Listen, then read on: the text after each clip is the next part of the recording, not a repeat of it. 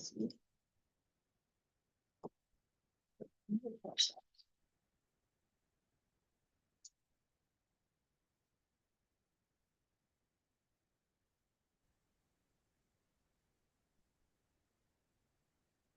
Good afternoon, everybody. As usual, we'll just wait a few minutes and get a few more people in the room before we get started.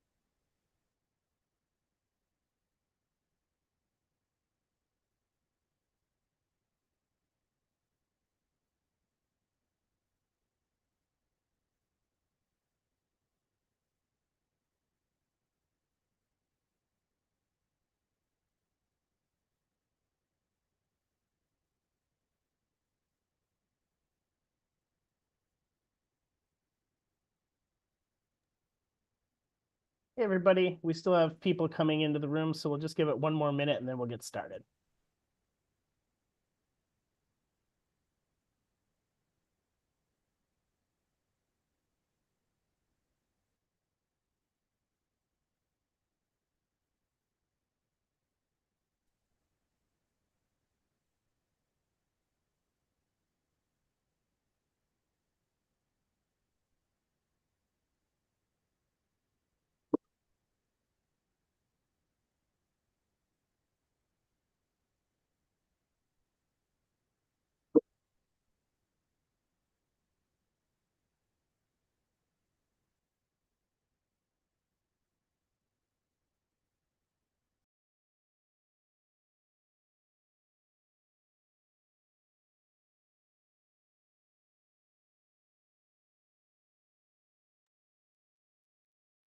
All right, Ingrid, I think we're ready to go.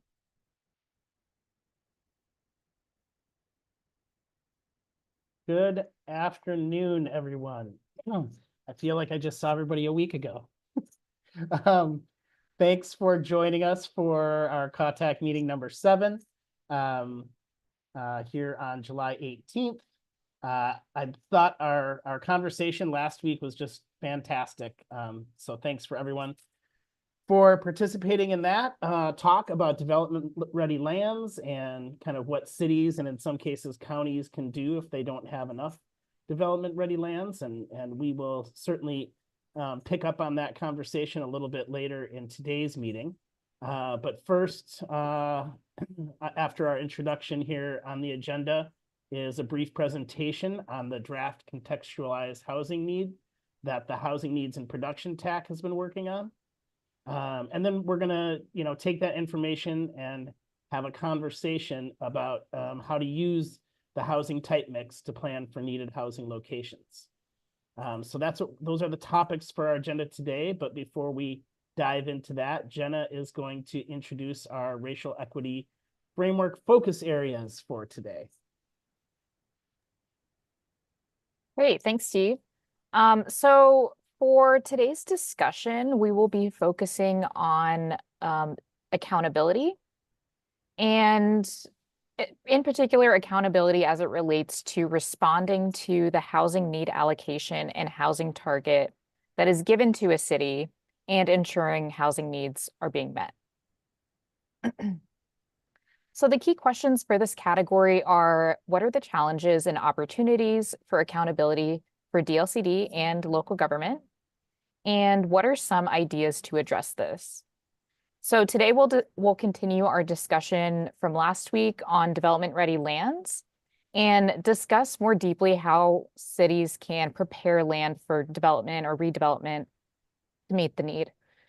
So we might consider actions in the housing production strategy as they're laid out in 197A.100, to prioritize areas of opportunity and areas to house underserved communities. So this also relates to restorative justice, which involves acknowledging and repairing past harms. And Al, you have brought up this topic before about ensuring that we are planning for areas of opportunity. And so as we get into the needed housing discussion, which Madi will be talking about today, we'll also discuss what happens if needed housing locations are not in areas that are development ready. And these might be areas where we might need to upgrade aging infrastructure. And so this is kind of a point where we can have a discussion on considering the trade-offs between prioritizing these areas where housing is needed versus areas that are development ready but may be further from amenities, for example. So, and then we can talk about how we might reconcile some of these differences if they are identified. So those are just a few considerations we can think about today as we talk about needed housing and development readiness and get into those discussion questions. So thanks. Thank you, Jenna. Okay, so Mari is going to share with us a brief presentation about needed housing, and then after the presentation, if there are any clarifying questions, we'll take those. But really, the purpose of the presentation today is to give us some information that we can then use to continue some of the topics that we've been talking about, the work of the CAUTAC. So with that, I will hand it over to Mari. Thank you, Steve. And good afternoon, everyone. My name is Mari Valencia Aguilar. Some of you know me if you are in the Needs and Production Technical Advisory Committee or actively tuning into the Rules Advisory Committee because you're a member or you're just following that work along. So good to meet with you all here. I'm happy to have some airtime in the CAUTAC to kind of give you all a little bit of a flavor of what has been recently proposed in draft rule as it relates to the scope of the Needs and Production Technical Advisory Committee, which has a nexus and an overlap or a step to the work that you all are charged with. So hopefully my update can give you it can be helpful in kind of a baseline foundational discussion that goes deeper for you all today. So quickly, I've been asked to talk about kind of the new elements of the organ housing needs analysis paradigm that we're in under goal 10 and the intersection of the contextualized housing need, which is sort of the first step in kind of the work that informs both the housing capacity analysis, which you all are focused on, and the housing production strategy work that sort of lives in the HOTAC, NAPTAC areas. So first, with the adoption of the organ housing needs analysis policy, we are moving away from localized projected need to a statewide allocation of housing need. So the state will provide each community across the state of Oregon an allocation of need that is specifically total number of units over a 20-year period, divided into different regions and various components of need. Some of those updated components that of need include projected need, underproduction, units lost to second and vacation homes, and units to address homelessness. So it's more of a holistic kind of representative need that helps to understand a little bit more clearly exactly kind of the various needs across the state are. And in addition to this allocation of housing need that's used for your 20-year planning period, There's also an allocation of housing production targets to those local governments who are required to participate in the housing production strategy program. So those cities and counties um, through recent legislation, but specifically it's cities with a population of 10,000 or more. To limit counties in there with some cities that have less than 10,000 population. Of course, the tri-metro counties are also part of this new requirement. Um, in addition to these two components, there is two new elements that currently are also underway. It's the establishment of a statewide housing production dashboard. OHCS is kind of leading that work and is set to develop this by the end of the year to begin at the beginning of next year in 2025. And they will also be working on a statewide housing equity indicators.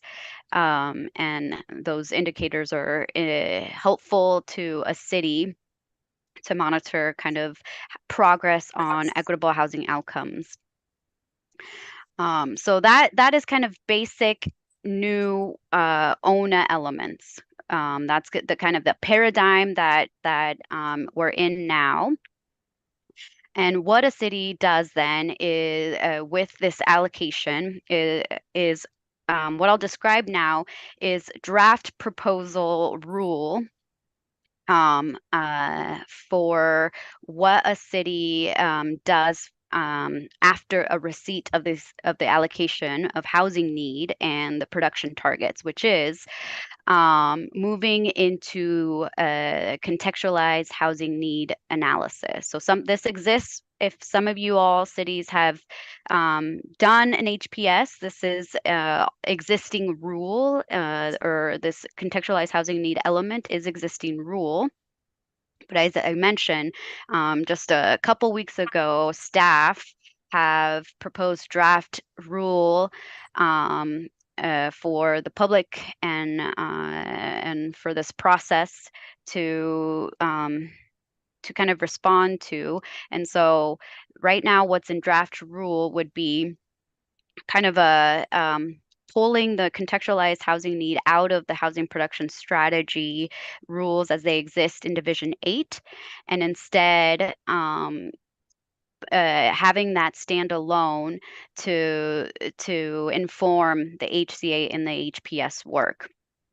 So the draft rules for the contextualized housing need can be summarized into three different areas, including the first one being an inventory and an evaluation of local conditions. So really, what this means is local governments will need to kind of further contextualize their housing need by leaning on the state provided housing production dashboard, the equity indicators, community engagement, and a new component that came out of the Needs and Production Technical Advisory Committee discussions, which is a historical kind of discriminatory housing policy analysis. Once a city has this qualitative, quantitative data, they move into a fair housing issue area analysis across 6 proposed fair housing issue areas. And those issue areas were informed by discussions through the Needs and Production Technical Advisory Committee. Currently, it's housing tenure and wealth building choice, housing choice for people experiencing homelessness, housing choice for people with disabilities, community assets and mitigation of exposures to harms, housing stability, anti-displacement and displacement mitigation, and then a final issue area where it's an additional issue area that a city has reason to believe may be of concern, and so can further explore that. So a city contextualizes their housing need allocation and their production targets by collecting all this data in the first step, using that data to inform what is the fair housing issue area analysis through those 6 fair housing issue areas. and ultimately come to the third kind of step within the contextualized housing need component, which is really understanding what conclusions from that analysis came to surface. And so through this contextualization, a city should be able to reveal their housing needs, a contextualized housing need, and learn what fair housing issues exist within a city, and then take that and be responsive to the identification of the housing types, characteristics, and locations of housing that should be planned for as part of either a 6 or 8 year housing production cycle, and 6 years for cities inside the Portland Metro, 8 years for cities outside of the Portland Metro, in order to remedy or mitigate the fair housing issues identified and meet the city's housing need. That is just propose that's a reorganization of the contextualized housing needs, some new elements in there, and like I said earlier, draft proposed rule at this point in time. The last thing I want to offer to the group here is in this findings and conclusions section. I mentioned that a city will ultimately identify the housing types, characteristics, and locations of housing that a city will be planning for in their 6 or 8 year housing production strategy cycle. And currently, in draft proposed rule, there is, through discussion, the Needs and Production Technical Advisory Committee and the Rules Advisory Committee, and just broader engagement. Staff heard multiple requests from these various interested parties about a desire for staff to establish a safe harbor in rule to guide cities in this translation of the targets into specific types, characteristics, and locations. And I'll note that through extensive discussion, through internally and with our project team and the RAC and the NAPTAC, staff were not able to ascertain a universally applicable safe harbor for cities to plan for housing characteristics and locations of needed housing. There's multiple barriers included within, including in the major one being just data needs across these two areas are broad, and then we're also in a poor environment in terms of data. So we didn't land on a universal safe harbor for those two elements, but proposed new rule does include, it does outline a safe harbor for cities to utilize if they are if they would like in that translation element of their contextualized housing need, to utilize for the purposes of planning for a housing type mix. So Jenna, if we can go to the next slide. Here on the slide is the proposal as currently drafted in rule. This proposal outlines, well, it's informed by existing practice in Division 7, which focuses on cities and metro, which currently defines a minimum percentage of mix of certain housing types for Portland Metro City. So that is kind of informing this. In addition to, it's based roughly on the highest regional percentages of housing types for multi-unit attached and middle housing types at some of the lower income brackets. So this drafted rule would be an option for cities to help determine the housing type mix that they need to plan for as part of their housing production strategy work. I think the last few things that I'll say, and then I'll turn it back to Steve and colleagues here, is that we just published the draft rule. Some of you might know, just last week, July 10th. Yesterday was the first, we had a rules advisory committee. It was the first time one of the committees of the ONA rulemaking process has been able to interface with staff on just the draft proposed rules. And next week, the HATAC and the NAPTAC, the Housing Accountability Technical Advisory Committee and the Needs and Production Technical Advisory, reconvene and start to have deeper discussions on all elements of what's proposed in draft, and specifically this type mix and the contextualized housing need that I described earlier. So if you are interested in providing your feedback, I am putting in the chat here the housing team email address for you all to send your feedback to us. And I'm here to answer any clarifying questions on what I presented. Hopefully that's helpful in the next step of your discussion. Back to you, Steve. Thank you so much, Mari. This was great. Are there any clarifying questions before we move on to our conversation? And again, the DLCD is happy to take comments via that email that was provided. Go ahead, Damien. Thank you. Thank you, Mari. So on the contextualized housing need, I wanted to clarify that this is going to be a separate product that would be adopted by the local government. And if so, would this be adopted as a plan amendment where we adopt this as an appendix that we'd then rely on for the subsequent HCA and HPS? That's a really good question, Damien. And I don't have a concrete answer to that question just yet because it was raised yesterday by another local government practitioner partner, and it's a critical question for us to still digest and understand implications of pulling it out of the housing production strategy and possibly a process for the right process that makes sense. So. So not sure at this point, To be but determined. Okay. Thank you. yeah, we're chewing. But like I mentioned in the meeting yesterday, I heard a reaction of capacity and resources if it's a standalone piece.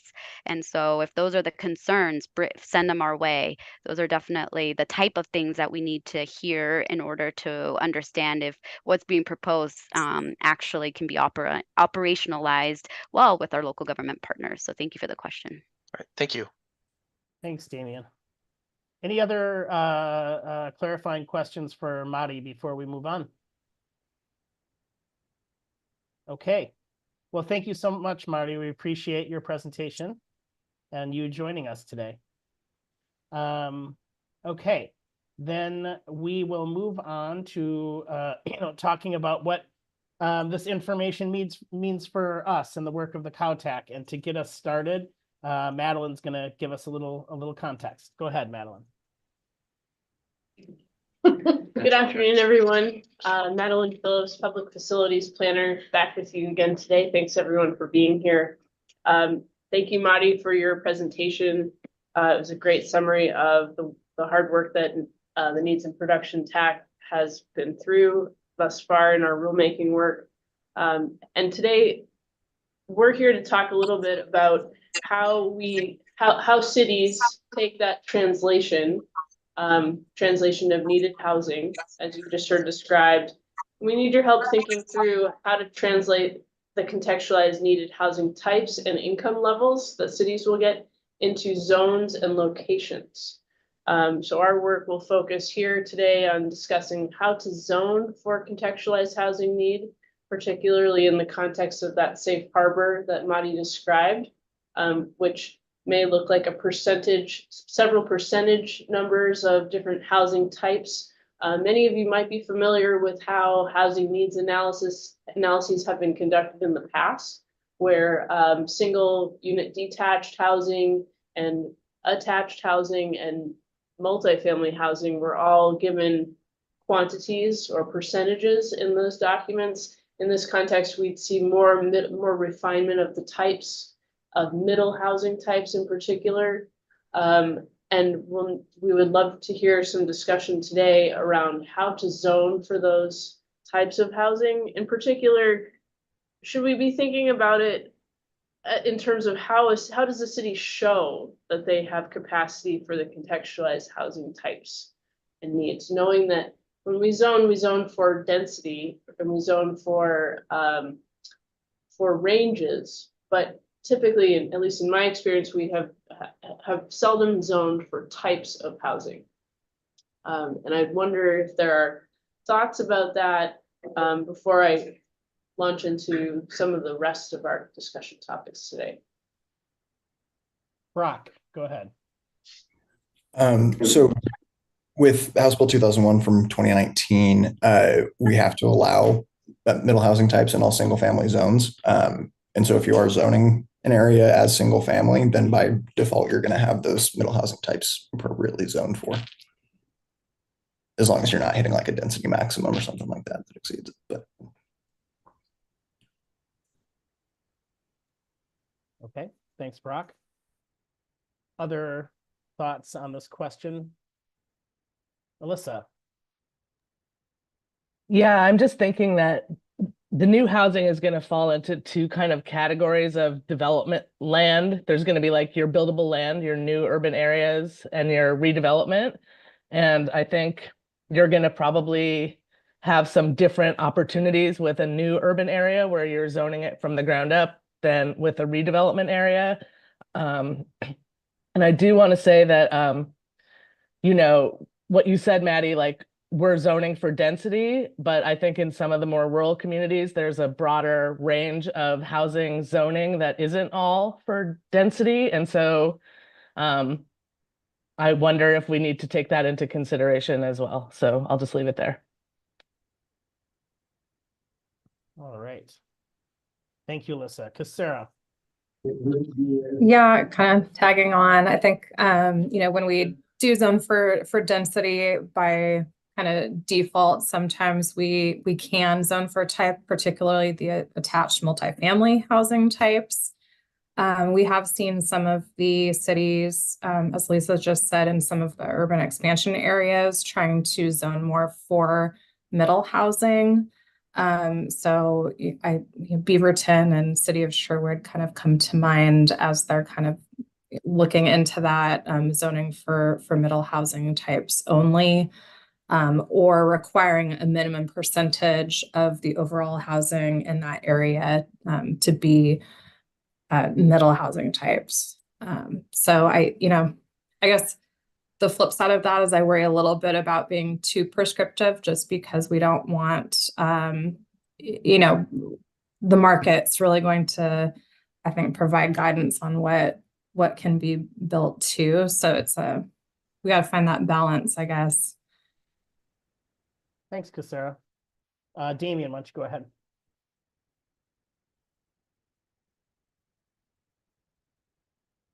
Oh, maybe you didn't have anything to say. Okay.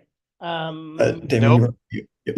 Sorry, I hit my microphone again. Can you hear me? Gotcha. Yeah, we can hear you. Okay. All right. Sorry about that. So on this question of zoning for contextualized housing need, is this something where you think we're heading to an area where we might be using more mixed use zoning, where the housing that is allowed would meet that need, or even the safe harbor if it's allowed? So that's just a kind of a question, more of a clarifying question. Damien, I think if I can best answer your question, maybe with some more context or an example. If a city receives a contextualized housing need, which describes percentages of different types of housing, and maybe a city has a series of 3 zoning types for real simplicity, a low, medium, and a high density zone. How do we evaluate whether or not a city is meeting it has zoned appropriately for its housing type mix, knowing that different types can fit into each of those zones? Okay. Let's go Mary Kyle and then DeBrock.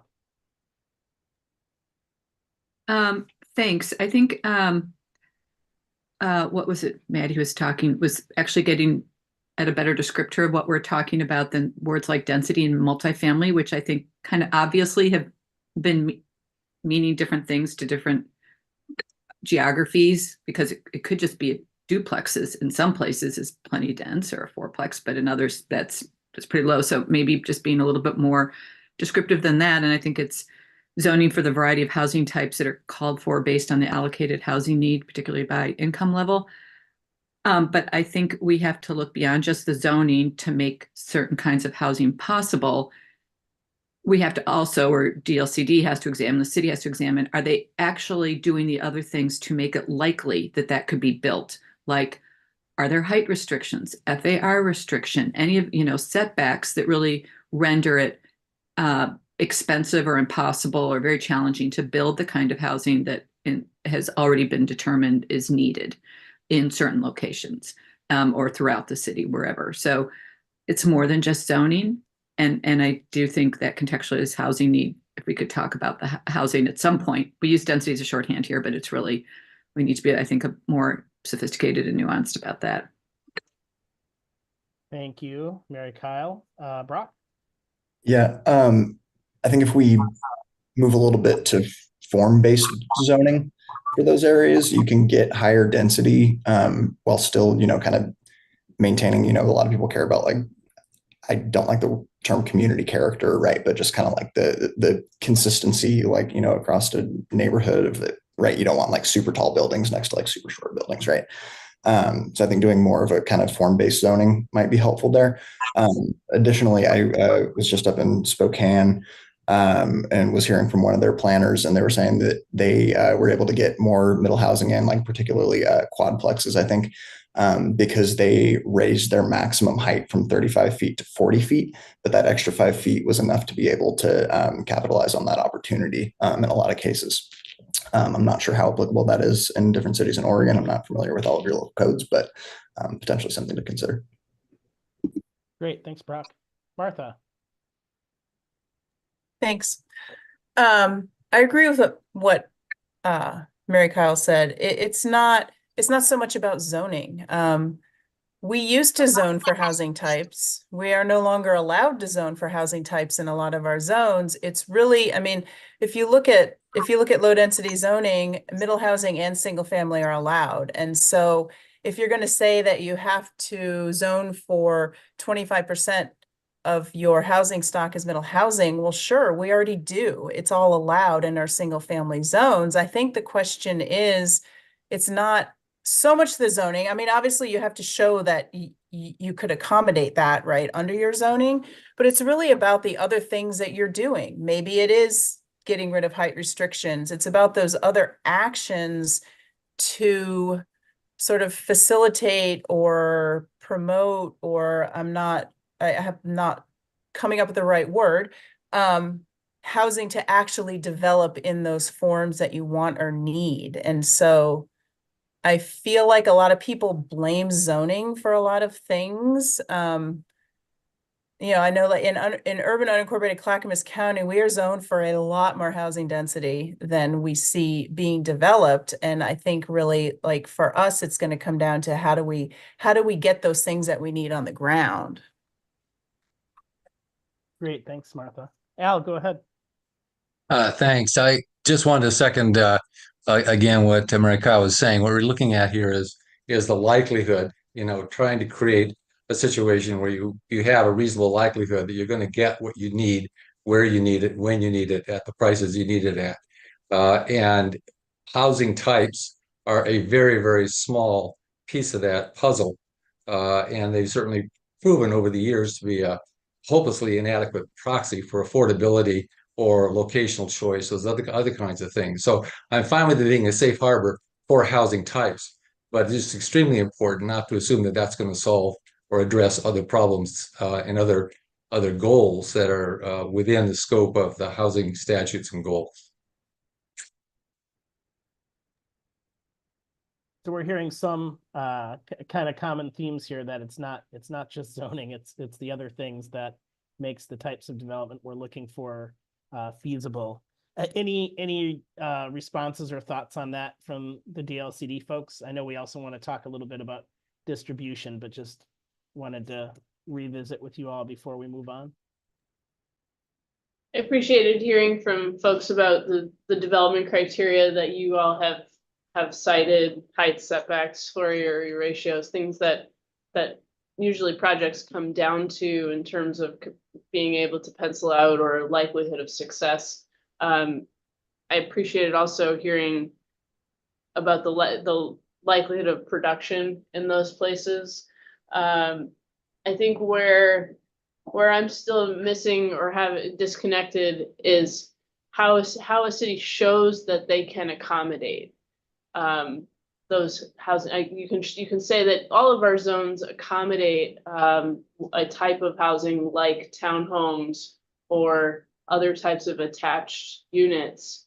It doesn't always speak to, and I think what's important to add context here is the amount of land or the amount of land zoned or ready to accommodate that type mix. We can essentially show that those types are allowed in those places and they're enabled even by the way that our development codes are written, but a city might have a percentage of their allocation, a specific number, and say, well, they can fit in any of all of these places. But the question is whether or not they materialize in any particular place. It's a really hard accountability translation. That's what I'm trying to get at, and perhaps we can come back to it later in this discussion, because I think there's something that it's not apples to apples in terms of if you have enough land that's zoned to accommodate a type, it doesn't mean that they will materialize at that rate. And the question I have still is how might we measure a city to say there's adequate amount of land available or adequate amount of land zoned to accommodate the housing mix as presented by the translation. Mary Kyle? Well, I think a good part of that is whether the other codes that are provisions in that city's zoning code actually would allow that housing to be built, like we were talking about before, like the going up to 45 feet. I think there's plenty of examples from around Oregon where land might be zoned a certain way, but you can't build 3 or 4 stories, or the setback doesn't allow you to fit that many units on a piece of property. So I think that's critical. It's not just the zoning. And then the infrastructure is a harder, I think, conversation, which is, I know what you're focused on, what we're focused on today. But I think depending on the extent of density in more urban areas, you might not get that until there's been a significant investment in transit or something else like that. But in other areas, it might be a much simpler amount of infrastructure or for a lesser amount of density that one is trying to get in a certain area. But I think it's just as far as the zoning, DLCD, I don't know if you're still giving out grants, but you gave at one point, there were 1 or 2 consultant firms going around and doing audits of city codes to clear out the cobwebs that were getting in the way of actually building what the land was zoned for. And I think that's the kind of stuff that at a minimum is needed as you evaluate whether or not a city is really zoned for the, provided for the housing that's needed. Infrastructure is a harder conversation, which is definitely worth having. Thank you, Brock. Yeah, and I'm going to agree with Mary Kyle here. But yeah, having the zoning in place that allows those types, fantastic. But to ensure, that it's actually going to get produced, you need to be looking at other actions as well. So I think having a single faceted, zoning only focused decision matrix for scoring matrix, for lack of a better term for it, but it has to be multifaceted from that standpoint to ensure, development, whether or not you're providing incentives for middle housing, right? Are you reducing SDCs if a developer does, single family and middle housing in the same development, right? So I think there's a more nuance that needs to go into it than just the zoning itself. To that end, I'd turn our discussion. Oh, maybe Al has something to add, but I'd be happy to let Al speak first before I turn our conversation. Sounds good. Go ahead. Just one additional point. It has to do with the mix of uses that are allowed. I have several examples I could give you. What won't take up time to do that now around the state where uses are allowed, but they're outcompeted. They're outcompeted by uses that are more desired by the market. Sometimes those are professional uses, which outcompete residential uses. Sometimes those are large single-family homes, which outcompete duplexes and triplexes. Sometimes you end up with a phasing process where all of the density is transferred into the final phase of a project, and all the neighbors in the first 5 phases end up coming out to block the last phase. So there are all kinds of subtleties, and there's a fair amount of case law on that. And if you're interested, I might be able to pull together a little memo on some of those decisions by the Land Use Board of Appeals, Court of Appeals, and LCDC, where they basically said, yeah, you plan and zone this, but it really doesn't cut it because you've got other things in there that are clouding the picture. And sometimes it's those competing uses. Elle, I appreciate you sharing that. I'm glad you spoke to help me transition to the next conversation or next subtopic of this conversation, to think about discouraging all of a single type in one place or price in a particular area. For example, we see sometimes that certain areas certain types are concentrated through zoning requirements. In particular areas of a community. Sometimes those areas aren't the most desirable places to build, but they're places that that a community chooses to locate some of, I guess I'll use, for lack of a better term, density, but perhaps a concentration of certain housing types or typologies. Maybe there are folks in the room that speak or could expound on some of that, how we might think about distributing the way that the translated allocation hits the ground in communities, and how we might show accountability for that.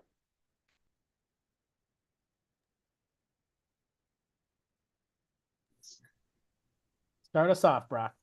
Could that come in part as part of your equity review, right? Because a big part of housing location in areas of opportunity isn't just the location itself, but literally what's around it, whether you have access to social capital, right? Habitat has some good research out on this, and they're like benefits of home ownership, one paper packet, whatever it is. I'll see if I can find it for you. But, I think that's something that you can, this isn't to say this is the way to do it, but I think if you're, looking at the new developments that have occurred during like your mid-cycle review or before your next HPS, looking at that as an equity consideration of like, were we able to bring in middle housing into, more middle housing and single family zones, right? Is there, what does the whole community look like, right? And making sure that you have that access to opportunity there as part of a fair housing consideration.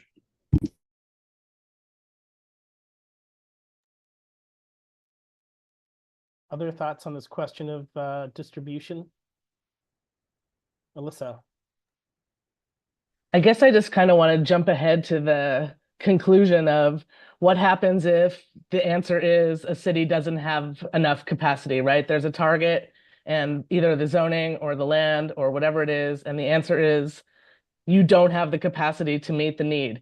And I come from a place in Astoria that's largely built out and doesn't have the ability to add land to an urban growth boundary.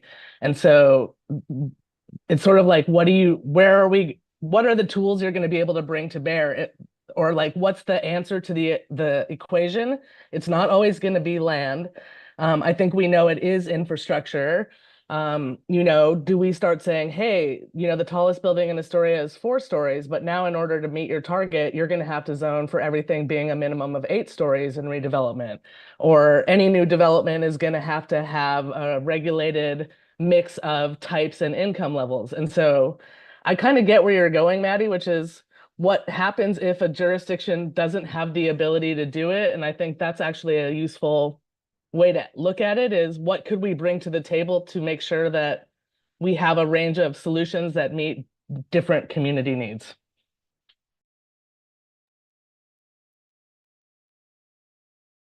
Thanks, Alyssa. Go ahead, Mary Kyle.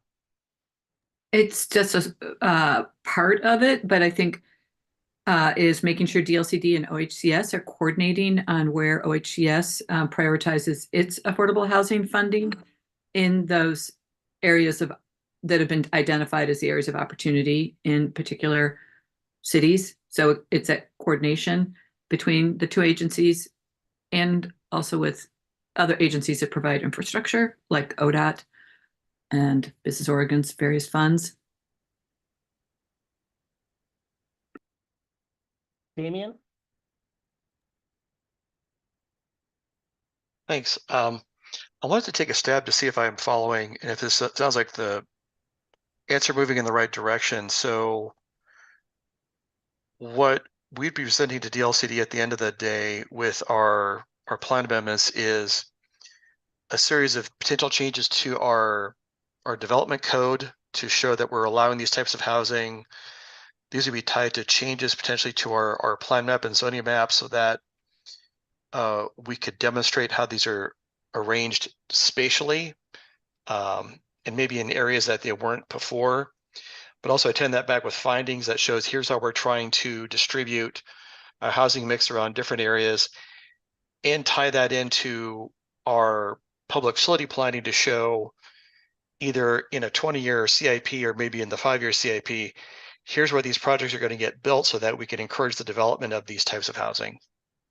Is that getting close to what the team is thinking? I think we're on the right track with your comment, Damien. The question, thank you, Alyssa, for your reframing of the question. I often want to jump to the conclusion too, because it helps me understand how to work back from it. In particular, I'm thinking about how a city, Damien, would show the ability and capacity to serve an intensification of uses in some cases. Alyssa, you alluded to adding story height additions to certain areas. All of what we're talking about in many cases is an intensification of use. And the question is, how might a city proactively show that they have the ability to serve those intensified uses, especially when the build out of them, where they'll happen and at what time they'll happen is unknown or somewhat uncertain. And perhaps there's some example from work that Damien shared at our last meeting around scenario planning. Maybe there's also work related to integrating public works into those discussions, and there may be ways we can ask cities to show that work as components of their reporting. I'm posing those as questions and asking the group if that sounds like an adequate way to show meeting the translated housing need. Yeah, I would just add one thing, Maddie, if I can, is I think many communities are seeing a pattern of housing development where they might see a concentration of certain types of housing quite isolated or congregated in one area of the city, and then maybe different type and maybe more affluent area in a city, and it really is homogenous, maybe single family, where the affluence is concentrated.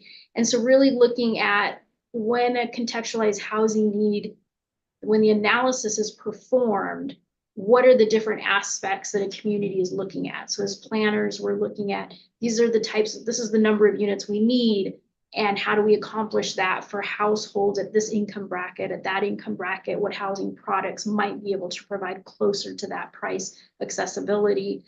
And then where are we seeing this type of housing, and where are we seeing the concentrations of affluence or poverty, and really layering that to your point, Damien, that it can be looked at a little bit more holistically in the analysis than maybe it has been in the past. And I think, Alyssa, your point is well taken, that once you contextualize that and you see your areas of opportunity, there's feasibility, right? What is the feasibility of redevelopment there? What is the feasibility of penciling out in new areas, new development and greenfields or expansion areas? So I think, Damien, we're saying the same thing. It's a matter of, here's how housing need, the analysis work was performed, and here's what we're being asked to do moving forward in a contextualized analysis. What does that entail? And what does it encompass? Thoughts or reflections on what we heard from Madeline and Tedin?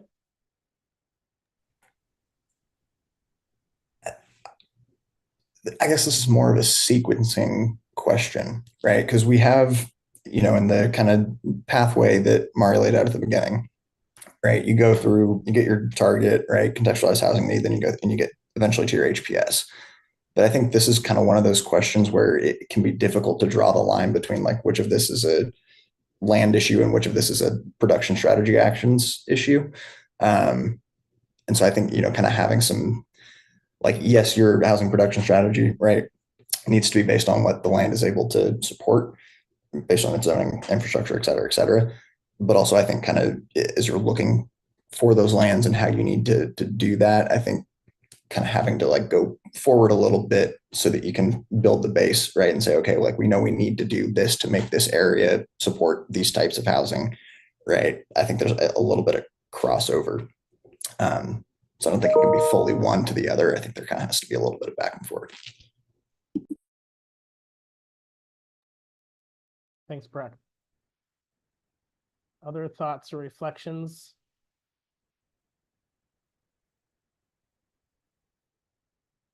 Derek, go right ahead. Yeah, thank you. I've been listening quite a bit here. Our approach out on the coast has historically been to provide a fair amount of flexibility in our residential zones.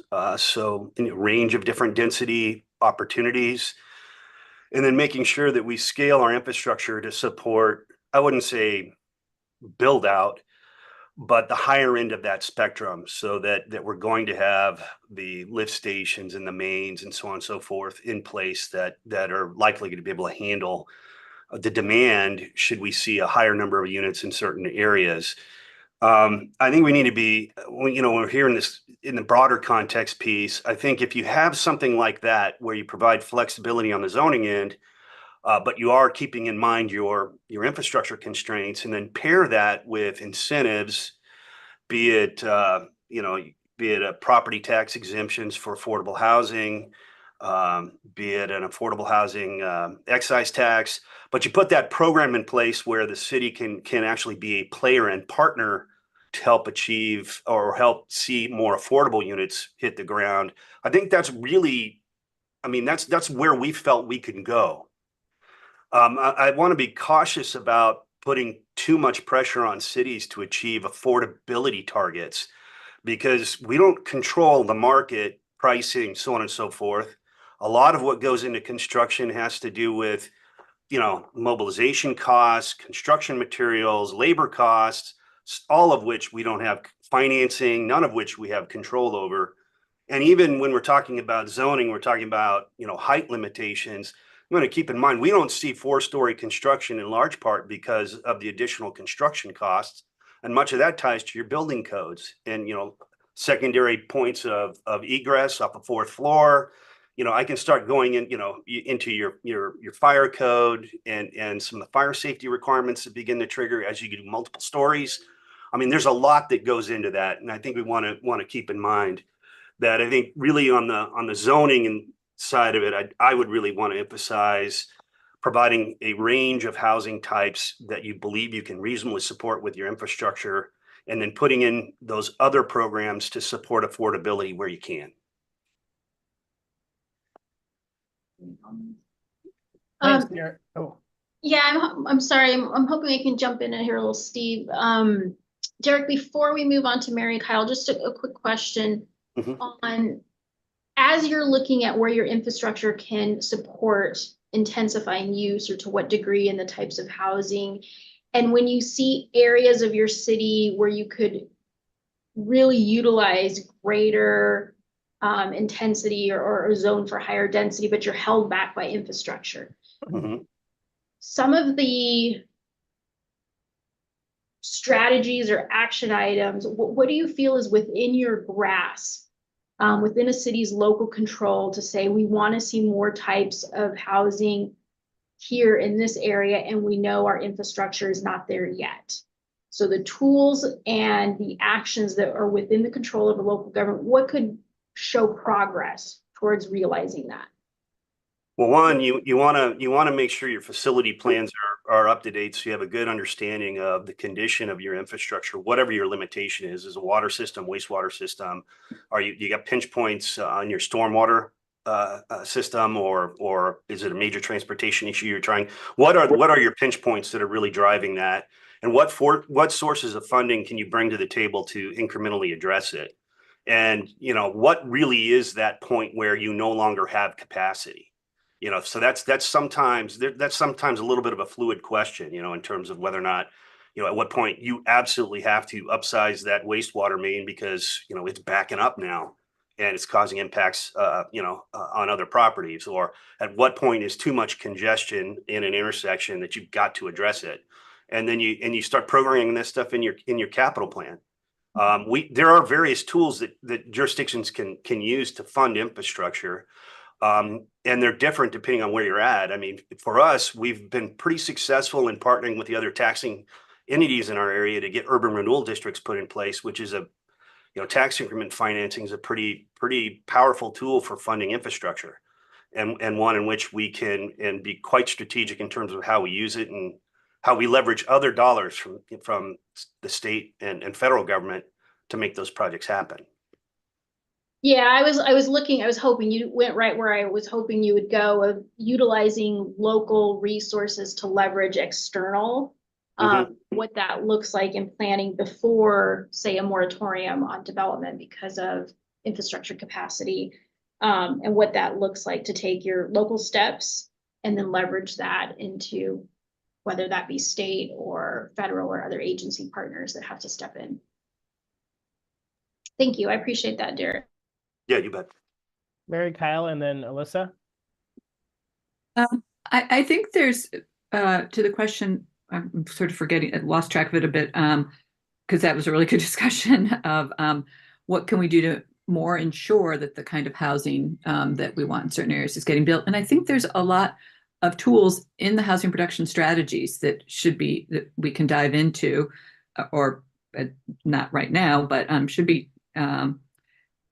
gotten into, like, density bonuses, FAR bonuses, height bonuses, those sorts of things for the type of housing you want, including affordable housing.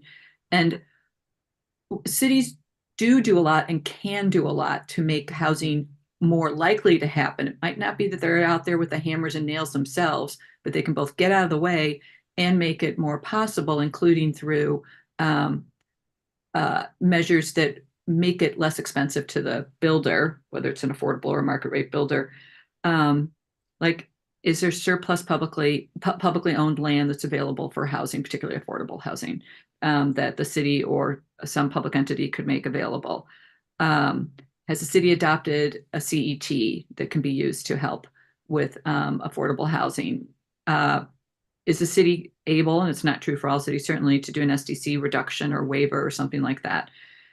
In a place where short-term rentals are skewing the housing market, has the city regulated short-term rentals?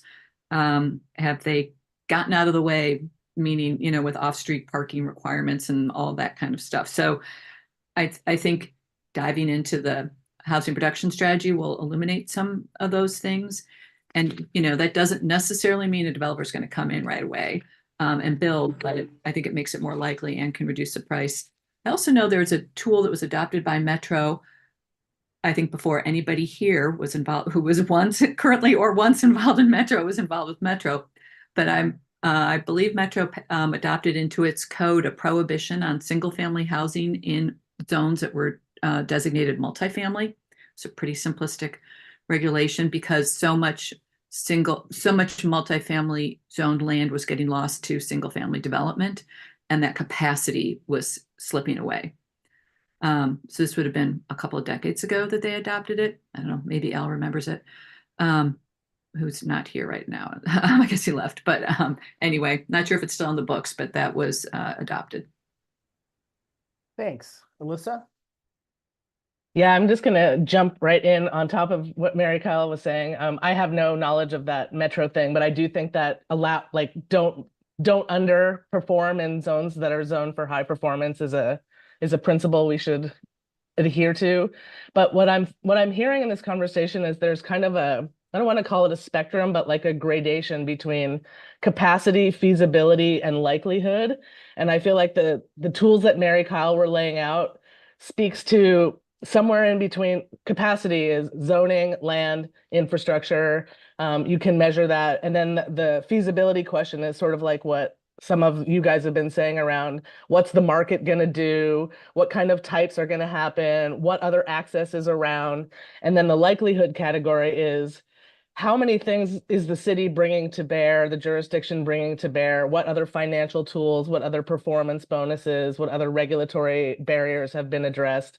And I think if we just ask the question of capacity, we miss the factors that people are bringing up around feasibility and then sort of a likelihood score. You could almost say, like, given the amount of tools on the table, this one is more likely to happen this way than this one, or we're more likely to get performance here with this suite of resources than if we try to make this happen. And so I want us to think about the different buckets that those things go into, because capacity by itself, we don't have enough control of all the levers if we're just looking at that. So that's it. Thanks, Alyssa. And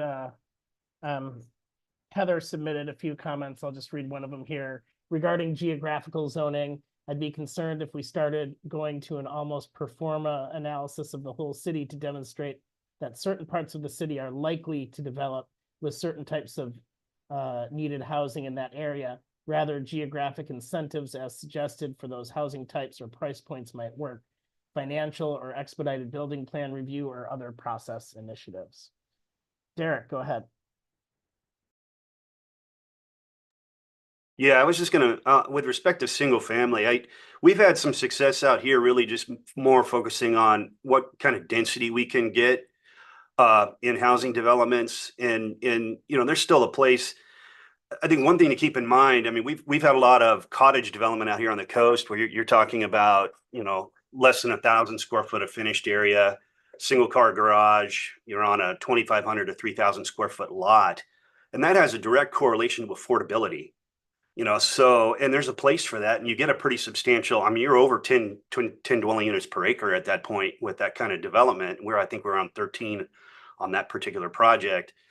So I think, one way to look at it is, what, density, and still leave a place for single family, as part of that spectrum of housing. It's that large lot single family that is the challenge, because when you're sizing your infrastructure to support a bunch of housing, and all of a sudden you get very low density residential on large lots, I mean, you really kind of undercut yourself in terms of your infrastructure investment.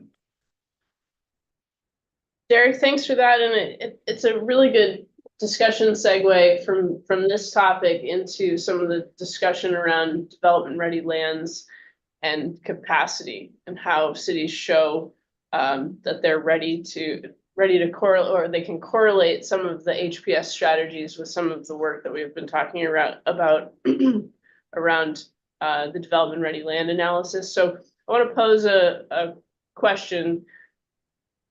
You have a city performs their development ready land analysis, and the results are that they have that developed land has capacity, but vacant land opportunities remain under or unserved. So the question that everyone's hoping in this context to get to is, now what? What does the city do when their vacant land is or underserved? And they want to realize the translation, in the context of translation, a set of housing production strategies that will produce outcomes, that will produce the needed housing that they've been given a target around.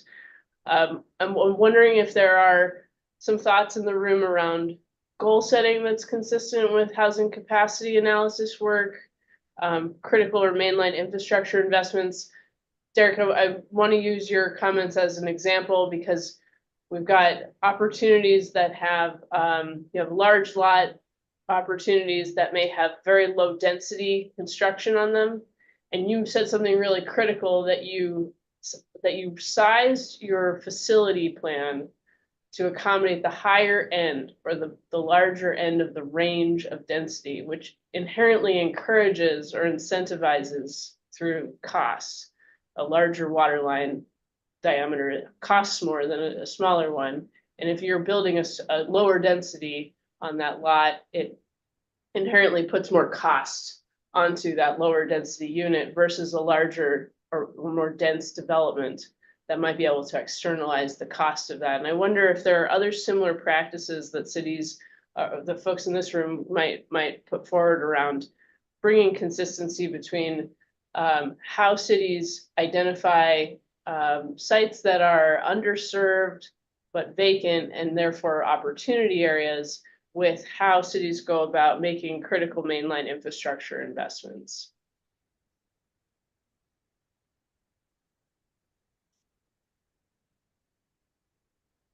Maybe that was too many questions in one comment. No, I think we got it. Ted, go ahead. I'm just thinking back to the rulemaking that happened for House Bill 2001, and I'm forgetting some of the details, but they dealt at the time with master planning and sizing infrastructure to hit certain densities. So it might be worth looking back at that as a reference point. Thanks, Ted. Yep. Other thoughts on that, serving underdeveloped lands versus making investments in redevelopment areas?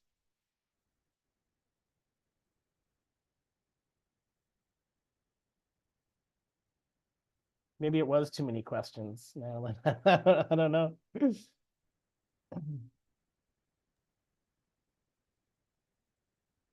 I think oh, go ahead, Ken.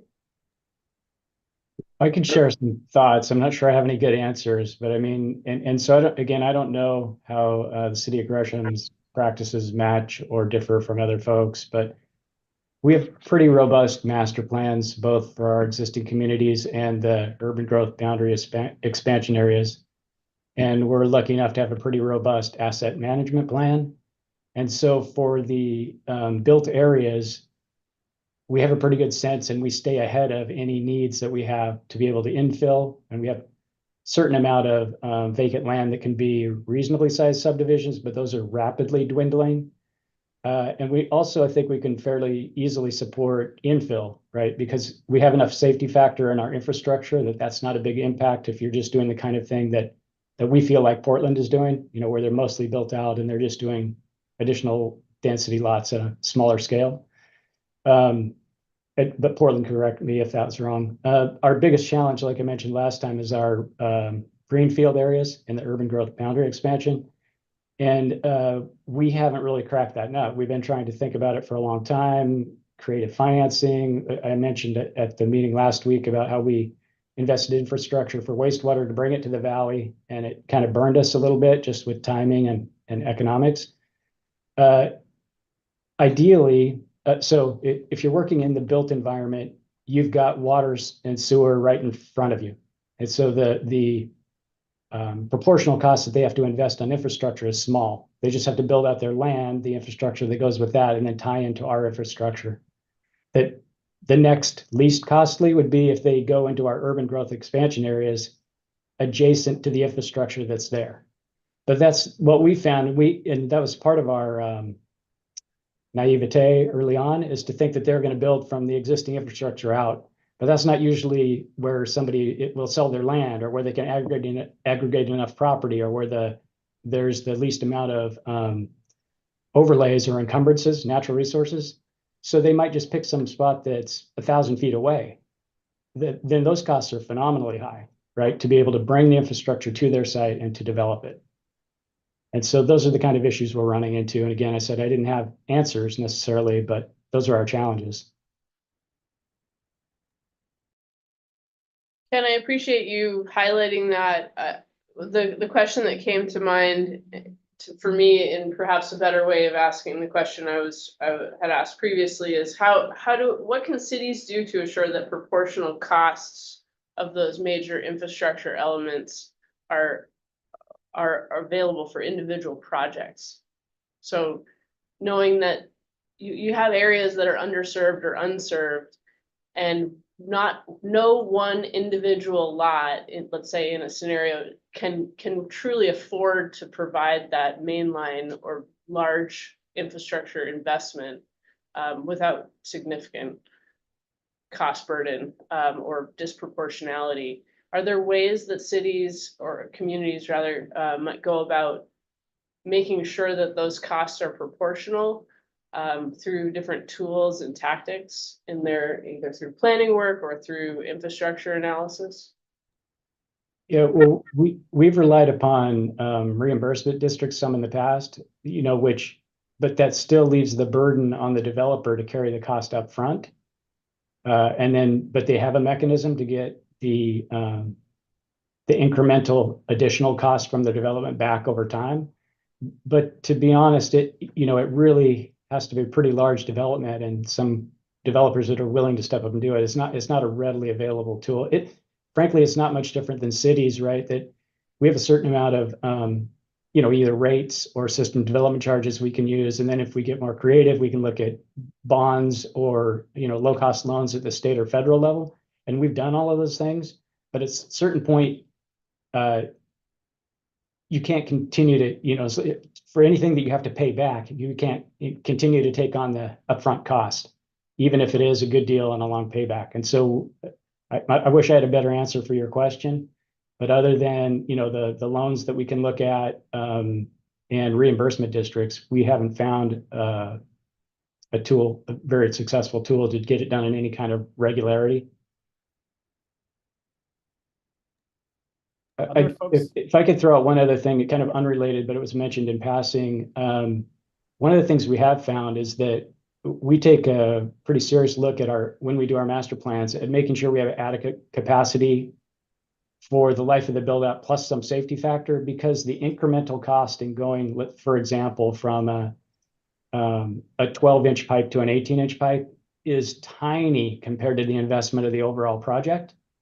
That incremental cost is very small. And so looking at those things closely early on can save you in the long run. Frankly, it's worked out pretty well for us in the Pleasant Valley urban growth boundary expansion area that we have, that because we sized for our standards, which built in a reasonable amount of safety factor, the additional density that's likely to happen through middle housing is not going to cost us to have to, for one, increase the sizing of the infrastructure that has not been built. But more importantly, we don't have to go back and upsize the infrastructure that's already in use, right? Which could happen with that kind of dramatic change in density that wasn't anticipated at the time.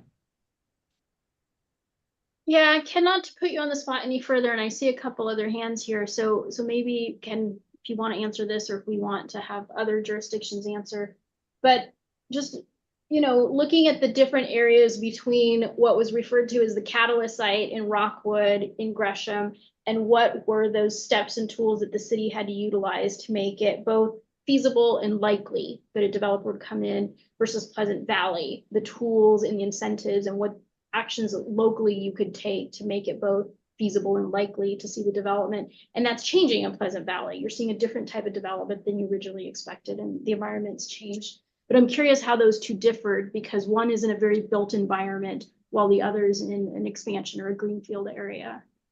Yeah, the short answer is we did urban renewal in the Rockwood area, and I'm not sure that's a tool we can use in our greenfields.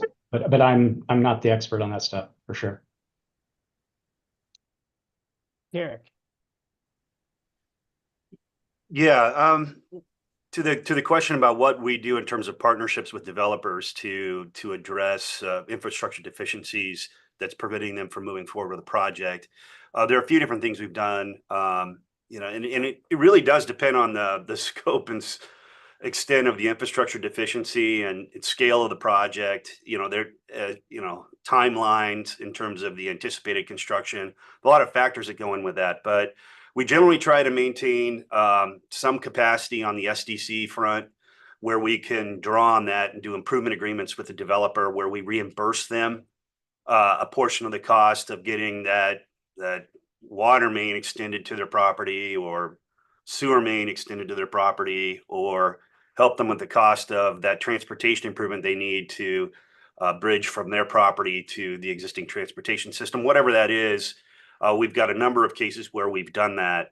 Other cases, we've also gone the SDC credit route for qualified public improvement. And then through their initial phases of their residential project, their SDC payments are almost negligible because they've been credited out based on the initial infrastructure investment the developer did. We've tried to be very flexible with that, allowing them to transfer those credits to other housing projects in the city if they run up on that 10-year limit, which is in statute. Because we are a smaller community, it's not easy for a larger developer here to fully utilize those credits in the 10-year period they have to by law. That might not be a problem, in some of the larger areas where you've got a lot more housing production. So those are a couple things that we've done to help address that particular issue. Thank you, Derek. Brock, go ahead. I guess along those same lines, and I'm not sure if any cities have done this yet, but what if you took the 30% of tilt revenue that's not restricted for tourism promotion and use that to kind of do like gap financing to help extend the line to a property, kind of like Derek was talking about? I don't know if anyone has experience with that, but if you do, I'd love to hear it. We'll just leave that out there if anyone wants to answer it, Brock, but we'll go to Ken. Yeah, I was just going to say quickly that I'm glad Derek brought up SDC credits. We do that too in Gresham, and that is a really good tool to incentivize development. Most of the greenfield development we've had in Pleasant Valley, I think, was predicated on that. That's a strong tool I forgot to mention. Thanks, Ken. Do any of our other jurisdiction folks have tools to share that they use in terms of this question of proportionality for infrastructure improvements? Damien. Just to add on, we also use SDC credits. That's been something used more by larger developers who are developing a master plan, say for an expansion area or a larger area within our boundary. They tend to be better financed to be able to front those costs up front and then get paid back. So that's something just wanted to add to the conversation in terms of using the tool and who might take advantage of it. If I could jump in too, I think to Derek's point, you get a much faster payback with SDC credits if you can recognize them with the development of which you're investing them, as opposed to a reimbursement district, which could be years to decades. So one additional tool, Kevin Young, I'm sorry, I'm here in the conference room. You can't see me, I'm off screen. One additional tool that I've seen used is known as a zone of benefit, where a developer can establish an area that would benefit from an infrastructure improvement. And if future neighbors tie into that system, they would reimburse for their proportionate share of that infrastructure investment. I know Corvallis has used that in the past. I'm just curious if anybody else has used that or had any success with that.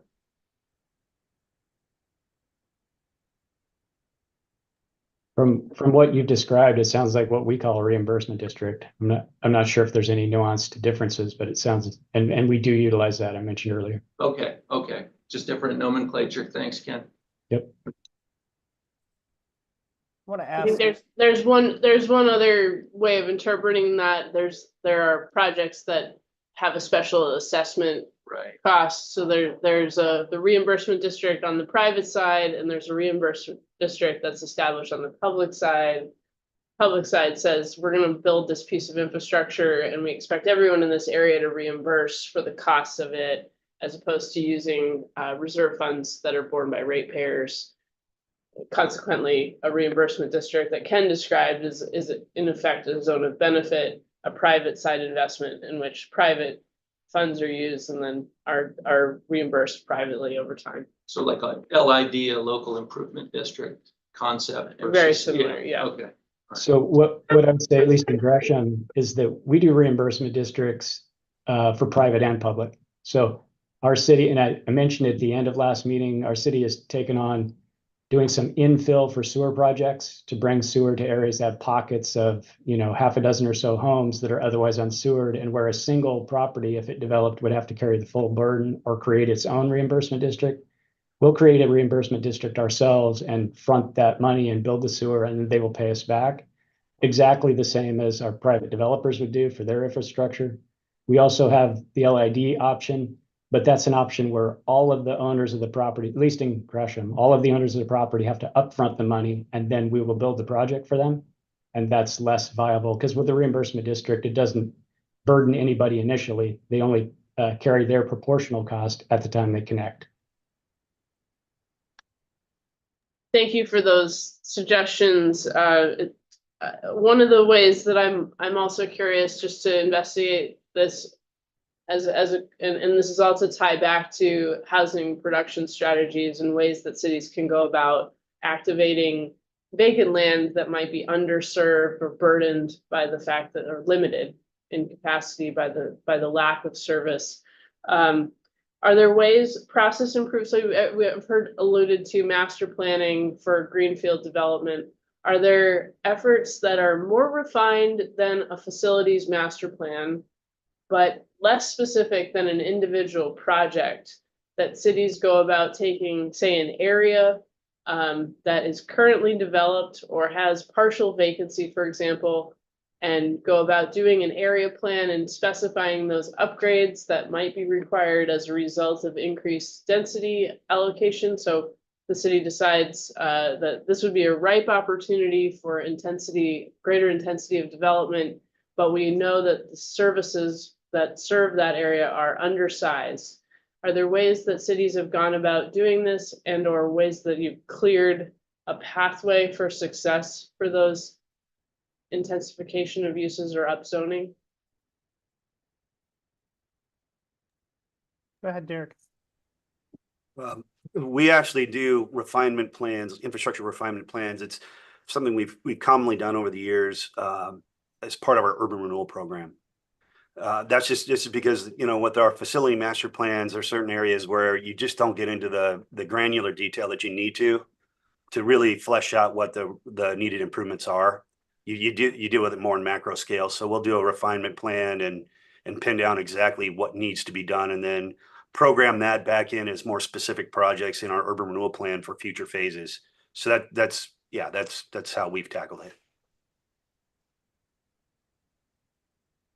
Any others do something similar?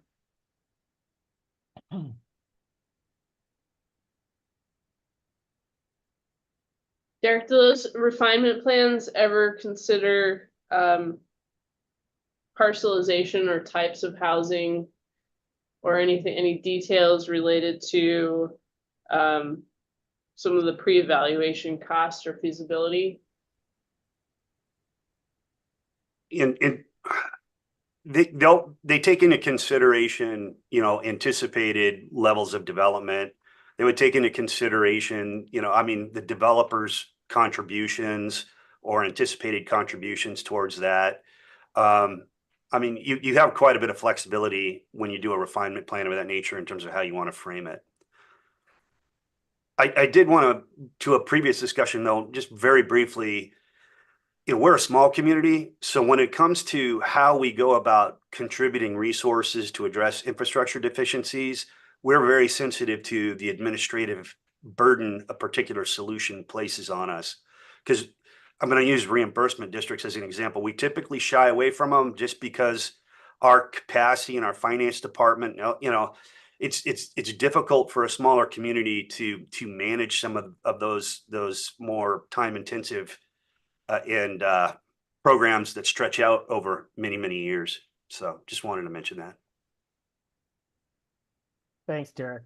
Another nuance. Well, we're about ready to wrap up. I'm just curious if anyone else wants to chime in on this last kind of round of topics. I think our conversation has been pretty broad ranging across the questions that we hope to get to today. Maybe we didn't do it in order, but I think we at least touched on all of them. So any final thoughts before we wrap up?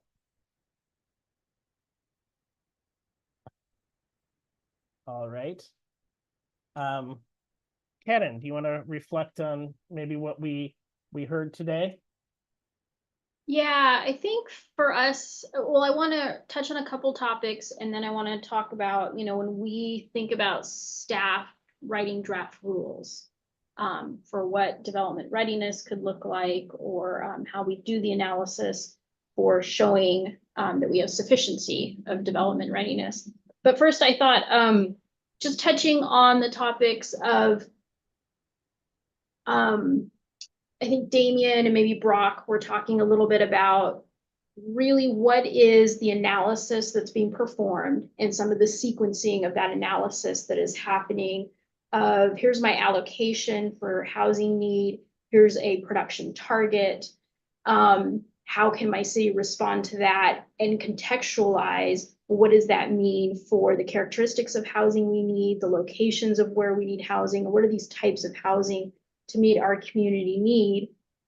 And knowing that going into a capacity analysis of here's what I have zoned, and then thinking through it, I think Alyssa said through, what is our capacity to bring these housing units on board? What's the feasibility and the likelihood? Then puts the city in a position of what actions can we take? And to Derek's point, we're reluctant on certain actions. We have to really think about our own internal staff resources and how we implement and carry that out. But there's a variety of actions if we look at the production strategies that go towards capacity, whether that's your infrastructure capacity, your zoning capacity. And then I think to Alyssa's point, there's a variety of strategies or actions around what are the incentives a city can provide, knowing that sometimes there's very limited financial resources. And then what are the policy actions around our codes or our development standards? And so it becomes this nuanced analysis of having the data of your contextualized housing need, which is your quantitative and qualitative about the housing, your community needs currently and looking forward, and then understanding where that is feasible or where that's likely in your community and what levers you can push and pull that's within your grasp, and then what you need to pursue if it's outside levers. And I suppose that still comes with its administrative burden, even if you're getting outside funding, to your point. But really realizing, how incremental can we meet and show the progress of, I know this is the housing needed, this is deficiency we have, we see we can do these things towards zoning and capacity. These are the things we can do around incentivizing developers. And there's limits to what you can do locally. And then we understand there's political opportunity to do things around our codes and our local standards. And I'm curious, when staff go to write some draft rules, it seems like there's a variety of levers to look for. And some jurisdictions might be able to find more in either of those categories, capacity incentives or code. And other communities might be heavily weighted in one category and really only have maybe one or two actions in the other two categories that they could. So it's an interesting balance of, how do we provide an opportunity for cities to understand how they're going to take action on their contextualized housing need? And what are those opportunities and levers that might differ from one community to another? So I want to put that out there. And then I wanted to circle back because we had talked about maybe having a scenario in August to work through around development readiness. And how do you know if you have enough development ready land? What does that analysis look like? So I think we're still working on that. We're going to refine what that might look like. We've got a lot of data to look through. And lastly, we had mentioned there was a survey we wanted to put out when we think about what we've covered thus far around inventorying your land and understanding the constraints of that land, the translation of that into what's the capacity of that land, understanding the zoning, and what we can do around those land efficiency measures. And then understanding redevelopment and infill in the context of development readiness, understanding expansion in greenfield areas around development readiness, and how you realize production, facilitating production within that 6 to 8 year period. So we'll put out a survey around what we've covered and where folks feel like we need to revisit with a little bit more depth. I feel like we have a lot of breadth of what we've covered since April, and there's probably a handful of areas to go in just a little bit more and tease it out. Because the information that we put in the room on the table amongst us as a group is what we as staff are armed with to look at what are rules that could guide this analysis and what is additional, maybe a bit more prescriptive optional guidance of how you could go about this, where it gets quite a bit more detailed maybe than what is placed in rule. And there's a careful balance that I feel it's more of an art than a science of, well, we're getting into too much detail in the rules. Let's stop here and let's really think about what would be useful and helpful to local governments when we look at the guidance for them planning around inventory development ready lands, their buildable lands, understanding the capacity and understanding all the constraints that go into that analysis. But if others have thoughts around that, we will use a Miro board this time. And what we're going to do is you're going to see in the Miro board that goes out tomorrow, there will be the discussion questions from today. I thought it was kind of fun jumping ahead to the end, Alyssa, so I appreciate that. But you'll get to see all the discussion questions and revisit those. And then a couple of the discussion questions from last week. So you'll see that all in this Miro board that goes out tomorrow, because I think we'll take that and really strategize about how to use the 2 meetings in August. Setting us up for at the end of the year, staff will take everything we have and look at revisions currently in Division 8 around our capacity analysis. Thank you, Karen. And we're losing people, so I'm going to wrap this up. Thanks for setting the context for the next few weeks. Thanks to everyone. I know back-to-back weeks with these meetings is not easy, so thank you. Our next 2 meetings in August, as Karen mentioned, are August 1st and August 15th. So please check out the Miro board when it comes out, and we look forward to seeing you on August 1st. Thanks, everybody. Thank you. Thank you.